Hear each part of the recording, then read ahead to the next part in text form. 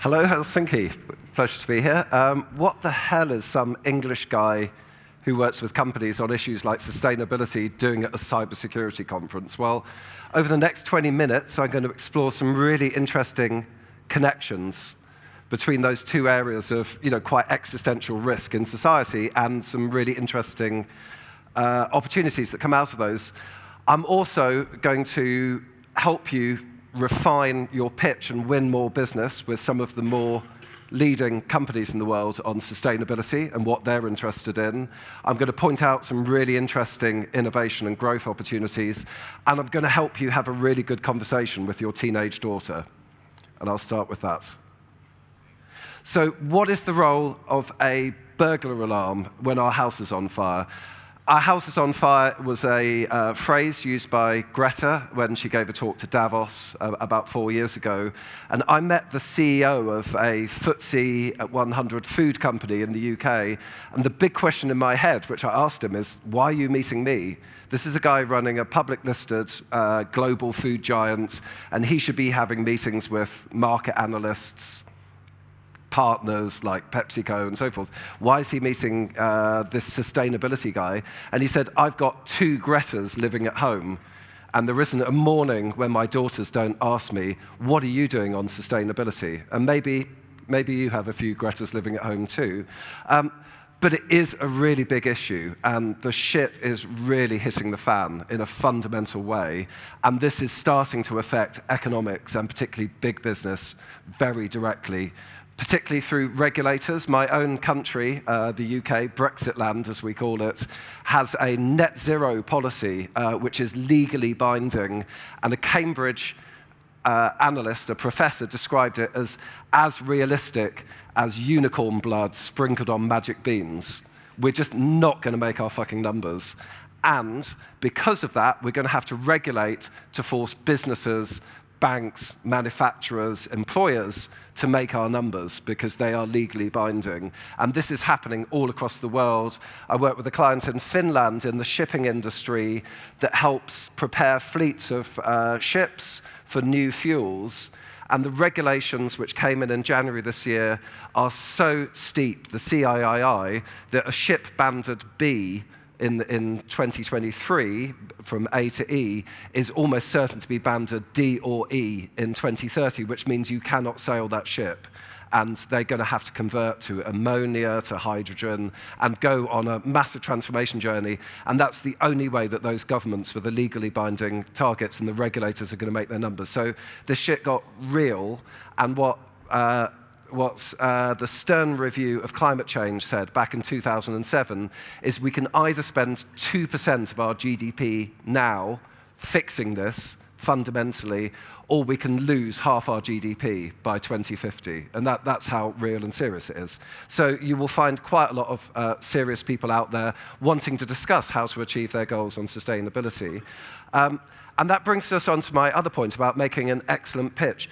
You cannot be credible in a B2B conversation in 2023 making a pitch if you do not have a good story on sustainability, because most of the people buying from you will want this. This is from a Forrester survey. This number, 2/3 of business-to-business decision makers regard sustainability as a top priority. It doesn't matter if you're an ad agency, a software vendor, a parts manufacturer, you need to have a story. When I work with Unilever, I have to put the CO2 emissions from my work, even if it's a plane trip, I have to put it on the invoice in order to get paid. It's extremely important.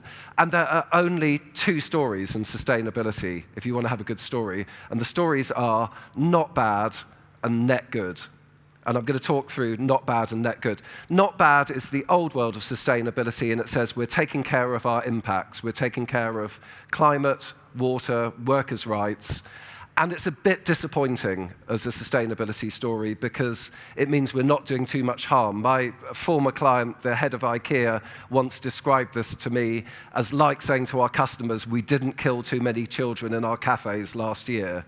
That's what not bad is. We're managing our risk. Child labour, not too bad. We're not entirely on top of it, but we're doing our best. And then there's net good, and most of the leading companies in the world, their sustainability strategy is net good. So IKEA's sustainability strategy is to be people and planet positive. Starbucks' sustainability strategy is to be resource positive across waste, water, and carbon. Walmart, believe it or not, has billed itself as a regenerative company, and Microsoft has committed to remove all of its historical emissions and be net carbon negative. And those are the people, the leading companies who you are pitching to. So if you can go in with a strong story and open the meeting with, I'm going to show you how with cybersecurity, we can also help you achieve these ESG goals, you're on the right page. Of course, you need everything else excellent, but it's a good part of your pitch. So on the not bad side, actually, ICT, the industry that you're part of, is not bad. You're about 2% of global emissions, not too bad. Same as the global airline industry, so not too great, but not too bad. The bad news is that your industry is growing almost exponentially, the amount of data processing in the world, for instance. So unlike the global flying industry, which is growing a bit now that China is back traveling and so forth. So it is difficult to manage, but the good thing is you're really, really good at efficiency. So this is forecast to fall, not rise, over the next 7 years, and you're part of the good guys. And you can do this, like Google looked at the case of machine learning, and it's their figures on this chart, and they have their 4M strategy, but they say if you have efficient code, if you use the right processors for that code, if you're in the cloud and if you're in data centers, which a lot of their data centers are next to lakes, next to hydro things, if you have good renewable energy, then you can reduce the energy, compared to not doing all of those things, by 100 times and reduce your emissions by 1,000 times. So that's pretty good as a not bad story. There are still really big differences. So blockchain so far has proved to be one of the least scalable technologies since the Zeppelin. Because of the weight of the proof of work. It is an environmental disaster. And Ethereum sharding 2024 maybe, but you've got Larry Fink out saying we're going to tokenize everything. Every significant asset in the world will be on the blockchain, and we literally can't afford to do that because of the carbon budget. So altcoin, something new is going to have to solve this. I'm not saying there's no issues in this, but generally, not bad, you've got this. You're not going to stand out by saying we're using efficient code and a nice data center and other stuff either, but it is at least the not bad is not bad. And that's not true in every industry. If you make things from paper, you're fucked. I mean, deforestation targets have all been missed, and you do not have a good, not bad story. Still, nobody does. Net good, now this figure has gone up. So in 2007, the Climate Group did the first survey that showed this. What they showed that even though the ICT had a shockingly big carbon impact of even then 2%, it also had 3 times as much potential to reduce global carbon emissions. And an example of that would be the more efficient management of the energy grid using internet network technology to match loading and supply. And those kind of solutions could reduce emissions. The latest estimate, this was from Bain based on some global data last year, found that actually ICT could reduce the global carbon budget by 15%, which is really good, and that's through more advanced solutions. Machine learning has been one of these. Google used machine learning broadly to change the 10,000 settings in every data center, and found by using that they could reduce energy consumption by data centers by 40%, which is pretty good. So that is the net good story in ICT, is that we can actually tackle not just our own emissions, but we can tackle some of these other global emissions, supply chains, energy infrastructure, cities, and so forth.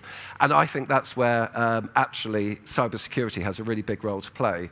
So here is a list, sorry, please don't get depressed. Here is a list of the top 10 risks in the world, according to the World Economic Forum, over 10 years. They've got a different list for a 1-year period, and this is their 10-year list. You're on the list. It's really important. You're probably as high on the agenda of board discussions as you were 20 years ago during the Y2K compliance thing, the bug, as they called it. I worked at that time with a accountancy firm called Arthur Andersen, who proved to have their own systemic risk a few years later. They made half their billings that year from Y2K compliance. It was really, really People with a bit of grey hair like me will remember it was taken very seriously and attended to. And I think you're getting that high. I worked with Lloyd's of London 5 years ago, and cyber risk was one of the top things that their customers were looking at. So you're certainly doing something really important, and you are, after all, the fire alarm, so let's keep that up. But I'm going to talk in the rest of this about how you could potentially address some of the other things highlighted in blue, which are all the environmental and social risks that the sustainability policies of your customers will be looking at, which aren't only looking at cybersecurity. So I'll call this, for the sake of argument, cyber sustainability or cybersecurity sustainability, and it's what could you do to fundamentally transform our chances and keep that 15% piece going.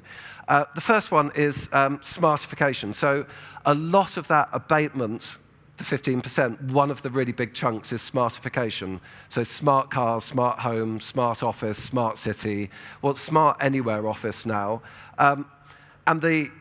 There are so many opportunities in this to look at the flow of humans, goods, and resources and match and actually make much more efficient use of energy, reduce emissions, and so forth, with one huge catch, which is IoT, the technology behind smartification, is often described as a backdoor for cybersecurity, that router in your home, those data feeds.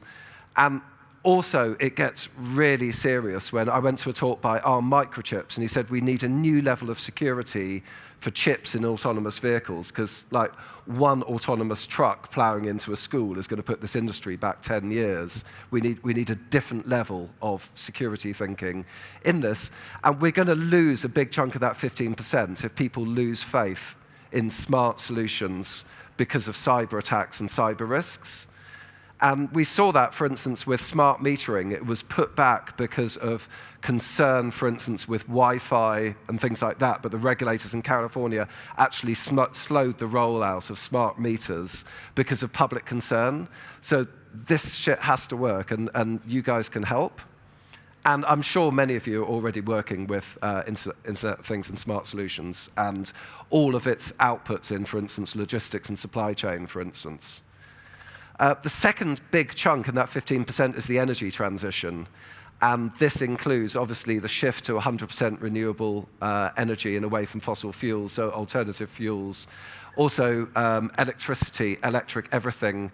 We're going to need to mine about 6 times as much cobalt over the next years. The entire churning industries are transforming to try and meet the need for electric vehicles, alternative fuels, and a non-fossil fuel future. And the problem, and I'm sure everybody in this room is aware of this, is that the energy transition, in the words of one industry report, has a massive cyber attack target on its back. And there's several reasons for this. Number one, if you really, really want to disrupt a country, you go for its energy infrastructure, its banking, and its health. I mean, those are the 3 big things that have been targeted historically, and unfortunately, the least secure of those is the new energy infrastructure. Renewable energy infrastructure, in my country, it's all off in the North Sea. It's remote. It's got a lot of IoT, a lot of industrial assets and operating technology, and its surface area for attack is huge. And we've already seen attacks, for instance, that have been tweaking taps in, for instance, water plants and things like that. And these can have a fundamental disruptive effect. So I'm sure you're aware of this, but if you could just save the energy transition, we might have a chance with all of this other stuff. And it is a huge topic to be tackling. The third thing is actually the social side of sustainability. And most of the people who are pitching to, the difficulty with the energy transition for Rio Tinto or for all the people up the chain, like Silicon Valley, buying these minerals that are going into the batteries, is that batteries are made from things which are mined in areas which have appalling human rights, and they have really, really bad environmental pollution. So, for instance, China and Chinese-owned assets in Africa. So if you're Rio Tinto, you're going to blow every one of your public commitments on ESG by scaling up, by having to go to the dirtiest ends of the earth to do this. And so, for instance, in mining, the circular economy is a huge topic, and actually recovering minerals rather than mining new minerals is a huge topic. But social justice in general has hurtled up the sustainability agenda in the last few years. The Financial Times described the 4 hot topics for CEOs last year, and 2 of them were on the social side of sustainability. And not surprising, for instance, with companies in America facing the Black Lives Matter diversity and inclusion crisis in their country. And the story on social justice is that the vulnerable are most at a risk of cyber attack. So the picture on the last page was of Costa Rica, a developing country that suffered a sustained cyber attack.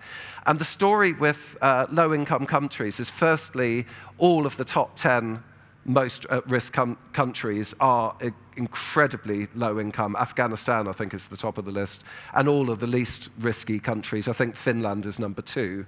And it's a little bit like pandemics. If you let outbreaks start there, you're going to get outbreaks everywhere. So actually, it is everybody's problem. But somehow, you're like the pharma industry of information, and somehow we need to get those generic drugs to India. Otherwise, we're going to have global problems. So that's one side of it. The other thing is SMEs. 99% of companies in my country are SMEs, and 60% of them go out of business after a data breach. The cost of even reporting a data breach in America runs at 2 to 4 million, and it will just put most small businesses out of business. And those are, if you have low-cost, accessible, affordable solutions in that space between corporate business and consumer, you could go to any meeting and say, we're actually doing our bit for social justice and driving this forward, because this is such a fundamental issue. And the final thing, just to end on more doom on top of the gloom, cyber disasters. 93% of people in your industry think a catastrophic cyber event is likely in the next 2 years. And that is as extreme as people were feeling in 1998 about the Y2K bug. And my clients, Lloyd's of London, looked at this around 5 years ago with Cambridge University, and they produced a model of what would happen if there was a sustained cyber attack in America. And the headline, which all the media picked up, was up to $1 trillion in economic losses, which is pretty serious. From the point of view of everything that I spoke about, the utilities would take a year of non-profit. And if you're in a utility business, you basically exist in theme funds.